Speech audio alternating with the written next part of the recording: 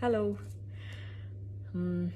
This is the first time that I'm getting in touch with you all to clarify something, and I think this will be the first time that I'll be thinking twice before I speak my heart, because I'm anxious that my words might be misinterpreted. So forgive me if I take a while longer than usual to communicate my thoughts. And I'd like to do this in English. In a recent interview, I was asked if I was a supporter of the left or the right wing, and I clearly stated that I believe I'm neutral, and we need to be good human beings first before we identify ourselves with our beliefs, and that the oppressed need to be protected at any cost. So further into the interview, I went on to elaborate on how I look at things, and I had quoted two references which had a huge impact on me, and which left me traumatized for days.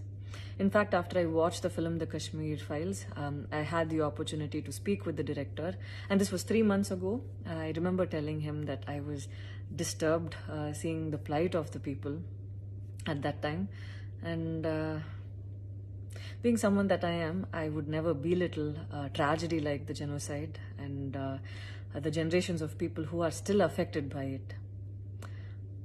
Having said that, I can never come to terms with the mob lynching incident that had taken place during our COVID times, because I remember seeing that video and being shaken for days. I believe that violence in any form is wrong, and violence in the name of any religion is a huge sin. So this is all that I intended to say, and that's all. But it was very disturbing to see that many people online justified the mob lynching incident, and I don't think any of us have the right to take another person's life. Being a medical graduate, I believe that all lives are equal and all lives are important. And I hope a day doesn't come when a child is born and he or she is scared of his or her identity, and I pray that we're not heading towards that, at least. 14 years of my life, my school life, I remember every day going to school and chanting, "All Indians are my brothers and sisters. I love my country and I'm proud of its rich and varied heritage." So maybe it went so deep into my head, and we as children would never differentiated each other based on culture or caste or religion.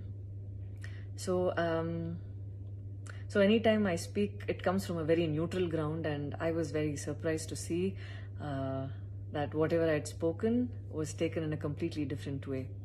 And it was also very upsetting to see that a lot of prominent personalities and websites had carried a snippet from the previous interview that I had given, even without seeing the complete interview or the genuinity behind what was said.